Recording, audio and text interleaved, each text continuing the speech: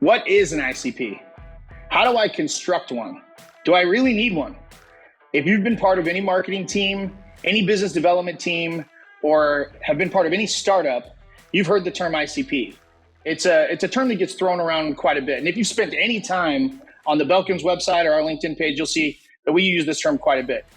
It's an extremely important part of our process.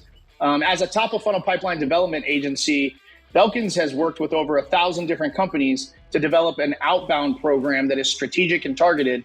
And so as you can imagine, defining an ICP is one of the first steps that we cover during our sales journey, and also one of the first steps that we cover during our onboarding.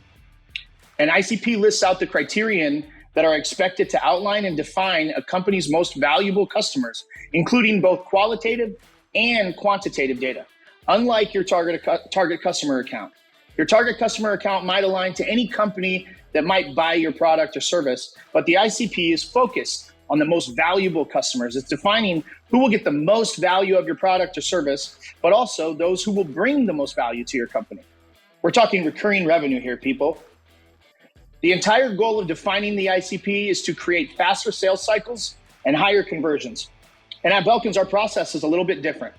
It's a little more in depth, that we're not just looking for customers that are the most valuable, but we're also looking for customers that are going to fit your unique value proposition perfectly. Customers that are ready to buy first, the lowest hanging fruit. We've partnered with roughly 100 plus different marketing agencies of some sort, and we get a lot of questions around how the ICP process is uncovered in such saturated and competitive industries. There isn't a business that can't benefit from marketing, so how do you define who the ideal customer is? So I'm going to take a few moments and I'm going to walk you through the 7 core principles and the pieces of information that you're going to want to uncover and dive into in order to construct an ICP and figure out which industries are going to align best and which aren't. Hopefully you'll get some actionable insight about this video. So now that we're all on the same page in terms of the ICP and why it's important, let me take you through a use case that is actually a real use case from Belkins from one of our clients. Titan Growth is a company that we started with in 2019, early 2020. They're a digital marketing agency. And when looking at their website, it will help us align to understand exactly who they would like to target and who might be ideal for them. Right out of the gate, you can see that they specialize in SEO and paid media. And that's one of the biggest things that you need to identify first. Who is your core service offering designed for? What's the number one problem that you're solving for your clients? When we look at their site, we see that they're specializing in SEO and paid media, which that means a couple things. It means that we need to focus on companies that have enough budget, because when it comes to SEO, it's a long-term growth strategy that usually requires 3 to 6 months of budget to be set aside. And it's similar to SEO. Paid media is usually a great solution for companies that are willing to spend extra money for ads and sponsorships to drive traffic. Identify your unique value proposition. If you look at Titan Growth's unique value proposition, you see that Titan Bot is one thing that's highlighted here. It's a patented proprietary technology. It gives our clients a huge competitive advantage. Titan Bot emulates the spiders that Google, Bing, and other search engines use to crawl your site. This allows our digital marketing team to see your site exactly like the search engines do, identify opportunities for testing, and better predict search outcomes. So in this case, it tells us a little bit, right? So now Titan Growth might not just be focusing on companies that are looking to leverage an SEO service or leverage a paid media service. They might also care about the technical aspect of things. So highly technical solutions that can enhance their paid media and their SEO services. So our search criteria can be narrowed down a little bit here. Customers that might need link building strategies, mobile friendly sites, customers who have at minimum registered with Google Search Console. We looked at targeting companies that had a domain authority of about 25 to 80.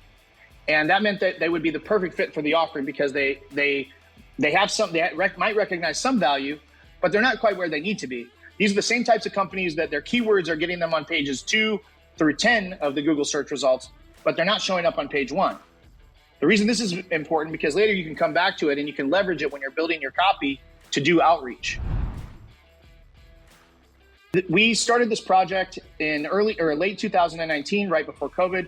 So we organized the industries of importance based on their use cases. When you look through the use cases here, you'll see that they have a plethora of use cases, which is always great. But they have software companies in here. They have travel industry, food and beverage industries. There's a big company that we've all heard of, Google, National Geographic. That's fantastic as well. These types of use cases will help you identify who your dream customers are as well. Your ideal client profile isn't just to build a criteria, but also it's to define and identify who those dream clients are. Who are the ones that you would love to have? Look at your client base and see what relationships you would love to clone, and allow that to kind of guide you on how to look for similar companies that would benefit from your service. Keep in mind that the first thing that a client's going to do upon receiving a message from you via LinkedIn or email is they're going to check your website. They're going to go and look and see who your use cases are, see what experience level you have. Okay, once you've gotten here, look at the size of the company and the revenue. If it's relevant, most cases it is, especially in this case. For Titan, we decided to go after companies that had at least 25 employees, but no more than 500. There's a sweet spot. When you get over 500, you might find that most of those teams are handling all of their marketing activities in-house. We might look for companies that have titles specifically related to SEO or PPC, and we might disqualify those companies because we see that they've invested on in-house talent. It's obviously important to identify the revenue in this case because they have to have enough budget. If they don't have enough budget when you just crunch the numbers, then it doesn't make sense. You can't obviously see what a marketing budget is within a company, but you can pretty much tell if it's a $10 million a year, or if it's a $10 million annual revenue company, they're probably spending between $800K and $1 million in marketing. Identify the geography. In Titan's case, they're based in San Diego, so we started with every industry on the ICP and the dream clients in the state of California from there, and then we expanded. Identify the decision makers for your ICP. In this case, you guys could probably guess. Director of marketing, VPs of marketing, sales directors, VPs of sales. Initially, before we decided which best strategy, it might be a good idea to test it, to see if you don't have a ton of experience where you know exactly who the person is to make the decision. Think about who's experiencing the problem, who's having conversations about this on a daily basis. There are influencers, there are champions, and then there are decision makers. There's also signatory authorities that might not even be part of the conversation. They just might sign the contract. Going after smaller companies, the titles will change. When you look at smaller companies, you might be reaching out to the CMO and the CEO at every level. But then when you start getting into the larger companies, those folks, it might not even be on their radar that they have a need. So you might be reaching out to directors of marketing. You might even be reaching out to marketing reps. It really just depends. Some of this does require testing. Identify where you're going to source the data. At Belkins, we leverage 1.5 to 2 dozen different data sources to build our lists of contacts from scratch. Some of those sources include Crunchbase, F6, AngelList, Y Combinator, Fortune 500, simple, but Google, Apollo, Dun & Bradstreet, Clutch, G2, the Better Business Bureau, Yelp. We use a lot of those, if not all of those, in identifying these different industries. For Titan, we use AngelList a lot, and we use LinkedIn a lot to match up the titles and verify information. We also used Zero Bounce to verify the email addresses and make sure that those email addresses were active so we weren't going to experience any bounce back. With those 7 pieces, you should be able to go back and sort out what your ICP is. Who is the most valuable in terms of revenue? Who's the perfect fit for your unique value proposition? And who's ready to buy right now? You'll likely start with a much smaller grouping of prospects and companies and contacts than when you start to expand that list, but it's not a bad thing. It doesn't mean that's the only market for you. It just means that's the lowest hanging fruit. And that's how detailed we want to be right now. The ICP for Titan has evolved since 2020. It's not the same. It doesn't look the same, but that's what it started with. So just keep in mind that just because you land in an area, we fully expect you to expand into other areas as well.